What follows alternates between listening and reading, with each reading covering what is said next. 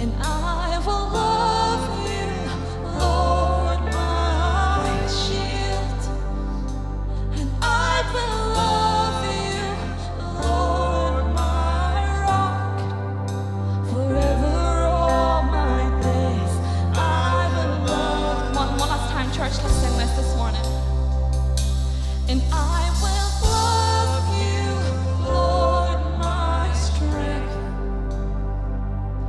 And I will love you, Lord, my shield.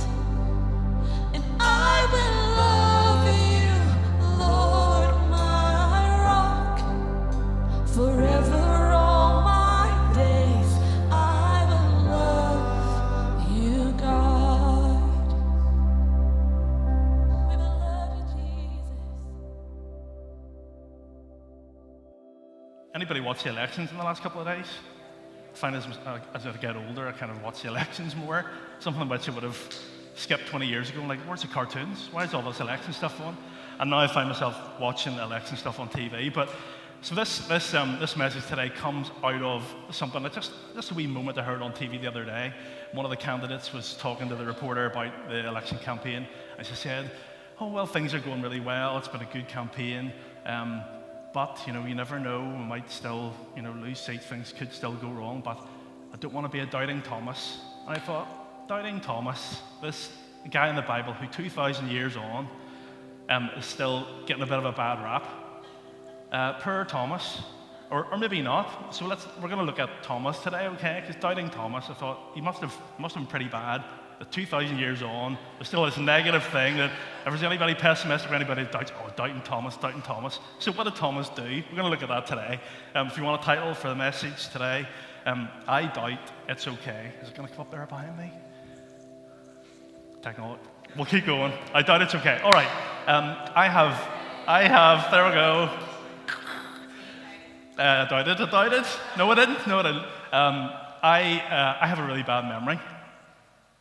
I don't know whether it's an age thing. I don't know whether it's a health thing. I'm not sure. But I've had a bad memory for quite a while, to the point where I'm not really that concerned about it anymore. I kind of laugh at things. We were talking. Lois just was talking last night. So, there's somebody who's been married for 15 years. Do you remember their wedding? I went, nope. Were we at their wedding? I don't even remember being at their wedding.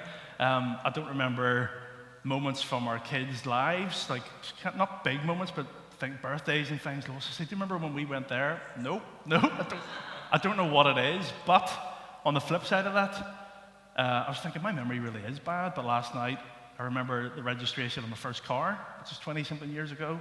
I remember my best friend's telephone number when we were growing up, and we used to call your friends. Remember that? "Are you in? Can I come round?" I remember his phone number. I remember Lois's mobile number from when we were dating. Like, just random number facts, but I don't remember big events. One thing I do remember is on Tuesday, September 11th, 2001. I was working at Curry's at the time, not Barry's. Like, the proper Curry's that everybody knows is Curry's. And I was working at Curry's. We had loads of TVs around the store, and I think it started at 12. It was about 1:30, 1:45, and there was just on one of the TVs, Sky News was on. I said, "Breaking news, fire at the World Trade Center." I thought, oh, it looks like pretty big news, so I went over, and obviously we weren't busy. Weekdays are quiet. So I started watching this news article, and as it happened, as the report came in, they said, "Actually, we think it might be caused by a plane crashing into the World Trade Center." I thought, plane crashing into the World Trade Center? Something's gone wrong there. And as I watched, I think it was 7 minutes in between the crashes, and as I watched the reporting of the first crash, the actual footage, live footage, came in of the second plane hitting the second tower. Unbelievable. I just couldn't believe my eyes. I think if I hadn't been watching 100 TVs that day with all this footage on, and somebody had told me later that day or later that week, "Hey, did you see 2 planes crashed into the World Trade Centers?" I don't know whether I would have believed them or not. Okay, so it's big news, but I'm like, really? 2 planes crashed into the World Trade Center? I think I would have wanted to see it for myself before I actually believed it. Therein lies the problem. We live in a world today where seeing is believing. We don't really believe people until we see it with our own eyes. And lucky for us, we live in today where every moment, every event, every non-event, everything that happens, every fail that happens is captured on the TV, or a phone. Somebody somewhere has got their phone out, so you can't do anything right or wrong. Somebody's going to get it. And within minutes or hours, that footage will be on social media for the whole world to see. So it's not that hard to believe anymore because we can see what people are talking about straight away within minutes. And even TV. I grew up in the 80s. We had VHS players. Like, does anybody, people know, like, all the oldies are in church today, great. Charlie Gary, VHS. You know VHS? Not you. We had a VHS. The first one we had was a top loader. Like a kind of, you press the button and it took about 30 seconds for the actual thing to come out.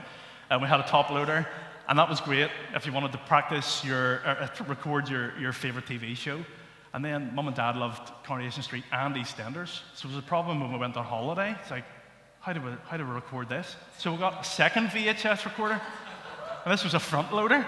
So that meant we could set different VHSs to record different shows, and don't even get into the setting your video to record your favorite shows on a weekly basis. That was PhD stuff, crazy stuff. But that was the 80s. Fast forward 30 years, 40 years, you can pause live TV, you can catch up, you can watch like 4 channels at the same time, whatever crazy stuff goes on now.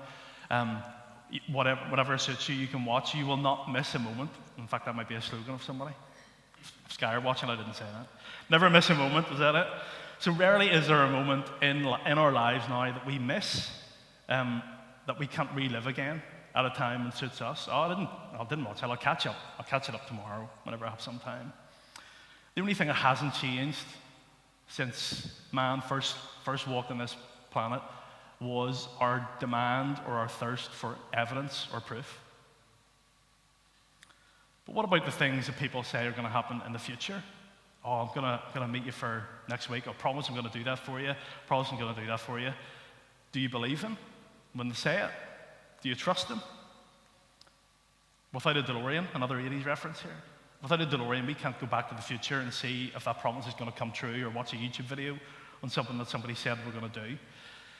So without evidence of things happening in the past, we find it quite hard to believe that things are going to happen in the future, or without the most sincere promises from somebody that we trust, the chances are we're probably not going to believe people. And it's only natural for us to have doubts. So why do we doubt? I think there's three reasons why we doubt. Number one is because we're scared or unsure of the things that we don't know, or new things. We don't like that, so we doubt things. Second thing is we don't have faith or trust in other people. And the third thing is because we actually don't believe that something could happen. I think those 3 things would cause us to have doubts. She's not here today, so I'm not going to get brownie points, but she'll listen to this later. But I trust Lois completely. Like in every area of our relationship, I trust her completely. Probably the thing I trust most about Lois, this sounds trusting, it's kind of the same thing, but I trust her honesty.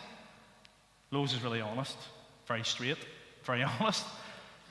She won't lie to me. So even if I ask Lois to do something for me, I know that if I ask her later on that day, she'll give me the honest answer. If I ask her to pick something up from the shop, I phone and say, hey, did you get this? She'll either say, no, I didn't get it, I didn't have a chance, they didn't have any, I tried here and they didn't have any, or else, yes, I got it for you. So Lois is honest, and I trust that completely about her. And that's because of the relationship that we have. We've forged over many years this relationship with which we have trust. My kids, not so much. It's not because I think they're going to lie to me. They would never do that. Like, our kids don't lie. I just don't trust them. I trust them. I don't believe them as much as I believe Lois. And they give me reason for this because I'll say, maybe ask Seth to tidy his room or tidy his toys. Okay, can I do this? Yeah, go and do this. And then 5 minutes later, did you tidy your room? Yeah. The pause is always, I doubt that's happened. The other one is when they come home from school, can I have a treat or a snack? Yeah, sure. Did you eat your lunch? Pause. Did you eat your lunch? Yeah. Again, doubting daddy comes out. I'm like, right, let's see the lunchbox. Let's see your lunchbox. So they've given me kind of reason to doubt them. In the Bible, there's plenty of examples in the New Testament of the disciples talking to Jesus. I'm not going to quote them now because there's loads and loads and loads. But what about Thomas? Thomas is one of the 12 disciples. Is there any evidence of what Thomas spoke to Jesus? So there is. In fact, there's only 3 times they're mentioned in the Bible that Thomas spoke to Jesus, and they're all in the Gospel of John. So let's look at them. First one's in John chapter 11. It's actually in verse 16, but we're going to go back to verse 7. And here it is. So Jesus is with the disciples. So he says to his disciples, let's go back to Judea. But Rabbi, they said, a short while ago, the Jews there tried to stone you, and yet you want to go back? And Jesus answered, are there not 12 hours of daylight? Anyone who walks in the daytime will not stumble, for they see by this world's light. It's when a person walks at night that they stumble, for they have no light. And after he said this, he went on to tell them, our friend Lazarus has fallen asleep, but I am going to wake him up. And his disciples replied, Lord, if he sleeps, he'll get better. They think he's just sleeping off something, really. Jesus had been speaking of his death, but the disciples obviously thought he meant just natural sleep. So then he told them plainly, Lazarus is dead, and for your sake, I'm glad I wasn't there, so that you may believe. But let's go to him. So then Thomas, also known as Didymus, which means twin, said to the rest of his disciples, let's go with him. Let us go with Jesus so that we may die with him. The last few times Jesus had been in Judea, they tried to seize him, capture him, stone him, kill him. So I can understand why the disciples are probably a wee bit reluctant not to go back to that place. They're probably sloping down in their seats. They're trying not to make eye contact with Jesus when he suggests a day trip or a road trip to Judea.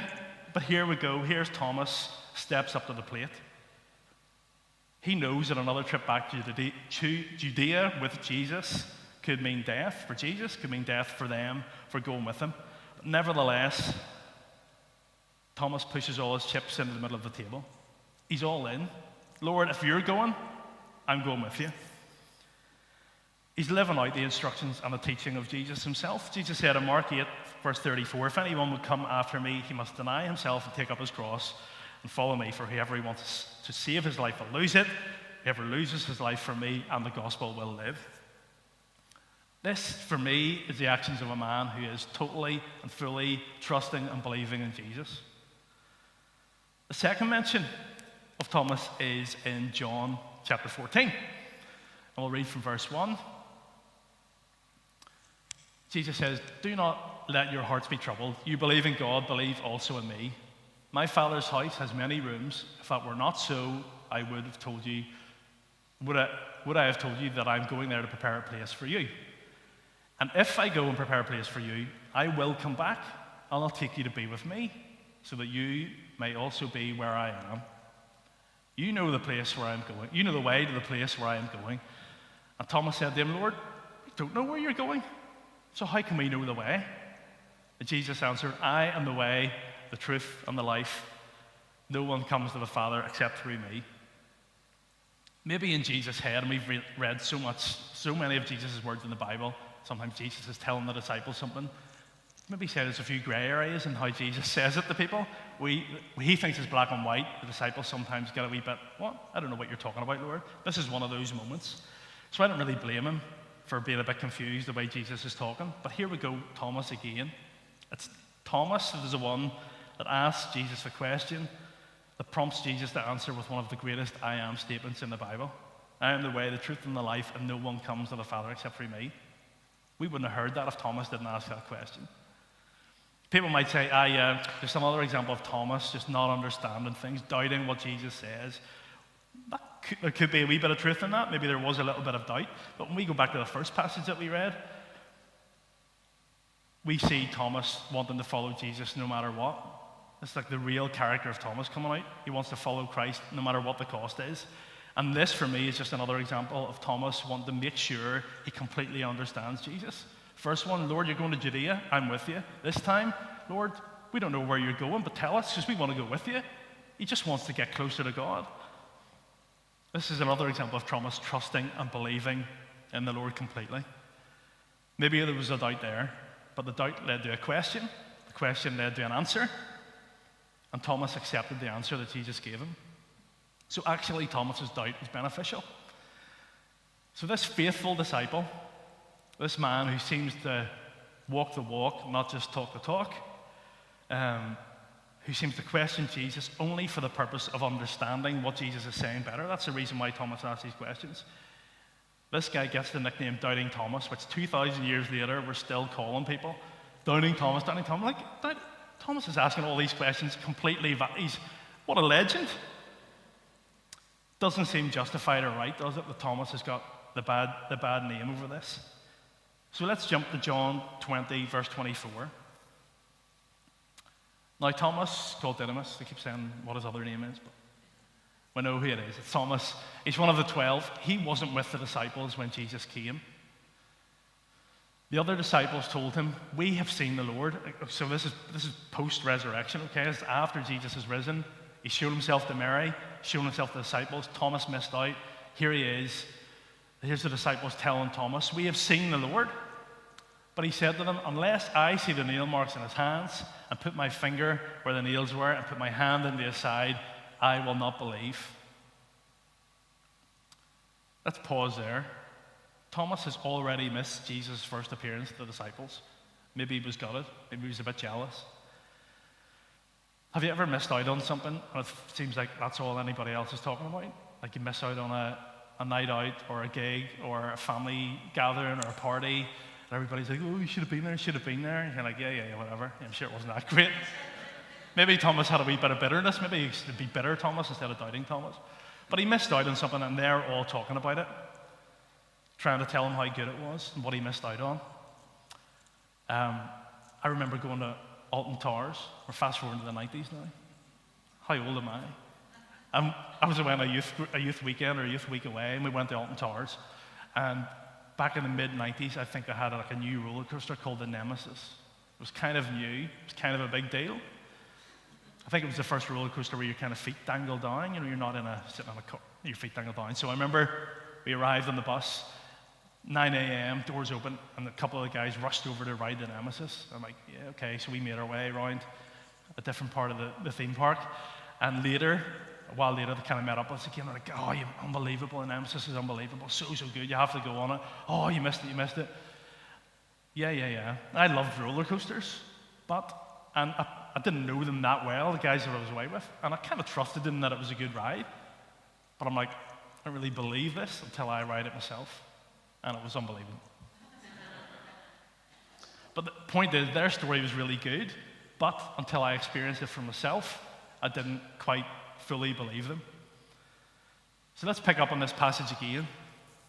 Thomas says he won't believe it for himself until he actually sees the Lord, puts his hands and his fingers where the nails were. A week later, his disciples were in the house again. They're still in the upper room, locked away. And Thomas was with them this time. Yes.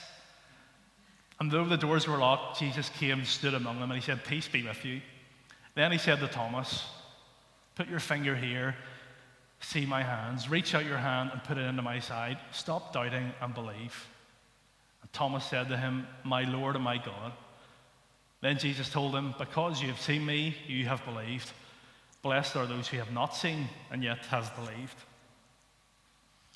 So it's the Lord himself that calls Thomas a doubter. It's not something that we've given Thomas over these years. Here you go, Jesus saying, "Thomas, you're a doubter." But he wasn't the only doubter. Let's quickly look at Mark chapter 16. It's not up on the screen. I'll just read this to you. When Jesus rose early on the first day of the week, he appeared to Mary Magdalene, out of whom he had driven 7 demons. She went and told those who had been with him, the disciples, who were mourning and weeping. When they heard that Jesus was alive and that she had seen him, they did not believe it. Oh, hello. I have 11 doubters here who have escaped scot-free. 11 doubters sitting in a room, weeping, afraid. Yet the one who wasn't even there when the first news came, Thomas, is the one that's given a title of Doubting Thomas. Let's be real, Thomas wasn't the only one who had the see to believe. But he's only one of the 12 that expressed his doubts, that actually spoke them out. Maybe the Lord's trying to teach us something through this story of Thomas. And the example of Thomas, that it's actually okay to have your doubts. Doubts are okay if they have a purpose. Thomas wanted to know the truth. He didn't idolize his doubts, but instead he gladly believed when he was given reasons to do so. As soon as he saw the Lord, as soon as he saw the nail marks in his hands, that was enough for Thomas, I believe. Do you live in doubt? Doubt on a spiritual and emotional level can lead us in kind of limbo land between two worlds, two states of belief and unbelief. For some people, it might even cross over and get worse. It might go into fear and anxiety. Do you doubt the Lord loves you? I know I do sometimes. Do you doubt that he forgives you? Do you doubt that you're even a Christian sometimes because of the things that you do and the way that you live and the things that you say to people and the things that you think? Do you doubt that God can do what he says he can do? If you do, it's okay to have doubts. But only if your doubting is a way of responding. Every time Thomas doubted, he said something to the Lord. It was a response to something. I don't understand that. There's a wee bit of doubt. I'm going to ask you a question. You see, we can have doubt without having to live a doubting way of life. I was expecting when I started digging into doubting Thomas, we're going to see so many examples in the scriptures of this guy who just lived a life of doubt. Doubts everything, negative, pessimistic. From Thomas, here he goes again. You don't find that. Three bits that Thomas says. Two of them are pretty good. The third one is a bit of doubt in there, and this is the nickname that he gets. Its purpose, whenever you have a doubt, is more to sharpen your mind than to change it. It actually helps you rethink, actually. On the most basic level, we have a doubt every Sunday morning in life when we get into the car and drive out of the driveway, and Lois goes, "Marty, did I turn the iron off? Did I turn the straighteners off?" Doubt straight away. We're like, I think so. So we actually, because we're getting old now, I'm embarrassed to say this. I heard this, that actually if you say it out, if you speak it out, speak out your doubt, or you speak out when you've done something, it'll help you to remember. So on a Sunday morning in particular, they'll switch it, iron your stuff. Iron's off, so that we know. So whenever we're having that conversation in the car, did I switch the iron off? Yep, I heard you say iron off. I'm like, yes, this is working. So that's what doubt does. Whenever it's got a purpose, doubt will help you rethink about something. Like, I'm not really sure about that. Bit of doubt, rethink. Oh yeah, okay, I'm all right with that now. But doubt isn't meant to be a permanent condition. As believers, we're not meant to live life in uncertainty and doubt. So don't dwell there. It's okay to have a doubt as a response, but don't dwell there. Next time you experience doubt, remember Thomas. He didn't see the Lord when everybody else did, and his response when they told him was to doubt. He was reluctant to believe, and sometimes even your closest friends and family can't convince you, can't change your mind, can't make you believe. You need to see it and experience it for yourself. But the important thing is, Thomas didn't stay in doubt. As soon as Jesus spoke to him, that was enough. He allowed Jesus to bring him to belief. Maybe you're sitting here today and you're thinking that your name should actually be Thomas because you doubt way more than this guy ever did, and look at the name that he's got. Maybe you're full of doubt today. Surely the Lord can't use me. I bet he gets pretty upset when people doubt him. Band can come up. I'm gonna close. I'm gonna take a look at the last words used to describe the disciples in the Gospel of Matthew. Get ready now, church, for the last glimpse of the man who followed Jesus for 3 years, who learned from him, who sat at his feet, who ate with him, who saw him crucified, who saw him resurrected. Here's what it says. This is Matthew. Then the 11 disciples went to Galilee, to the mountain where Jesus had told them to go. And when they saw him, they worshipped him, but some doubted. This is post-resurrection. Jesus has already appeared to the disciples twice in the upper room. He's had breakfast with them. Now he's meeting them on a mountain. And they worship him. That's a great first response. But then they doubted. I love that Matthew doesn't cover this up. These are the disciples who were in charge and commissioned to go and spread the gospel to the world, the guys who Jesus trusted the most. Thomas doesn't try and cover this up like they were great leaders, that they never doubted. Here's a group of guys who had seen the resurrected Christ appear to them, yet they still doubted. So what does Jesus say next? Then Jesus came to them and said, "All authority in heaven and on earth has been given to me. Therefore, go and make disciples of all nations. Surely I am with you always to the very end of the age." Jesus didn't say, "Guys, once you're absolutely certain that this is for real, then go. Once you've absolutely got it nailed, that there's no doubts in your mind at all, then go, but not until then. They don't want you going out and telling people when you still have doubts." He didn't say that. He looks at these worshiping guys, these doubting guys, and says, "You go. Doubters, all of you, you go. Go and tell the world the good news about me. The very news that your doubting eyes have seen right now." I know it seems too good to be true, but go. I know you're having your doubts, but go, and I'll go with you. As you go and share about me with others, you'll find your own doubts being healed. Do you ever find that when you have a doubt and you share it with somebody? All of a sudden you kind of like talk yourself out of the doubt in that conversation. You'll have new doubts along the way, absolutely. But Jesus says, "I'll be with you in those too, standing right in front of you." See, even in your upper room of doubt, that's what the disciples were. They were in an upper room and they still were filled with doubt, even though Jesus had appeared to them. They were still full of doubt. But even hiding away in your upper room of doubt, Jesus will still seek you out. He never breaks a promise. Disciples aren't people who never doubt.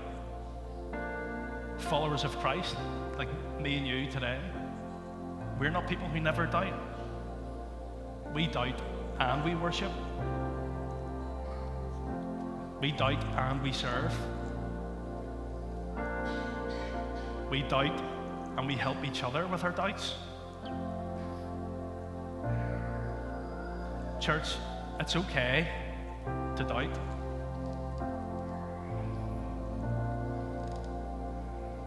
Let's continue to be a community, a church, and a family who can share our doubts together. We can be open about our faith and open about our doubts. I want to strip Thomas of his title, Doubting Thomas, and just make him Thomas. But it's okay to doubt, church. If you're sitting today in doubt, don't dwell in your doubt, don't live in it. But do what Thomas did, use it as a response to get a clearer answer and have a better, closer relationship with the Lord. Let's pray, church.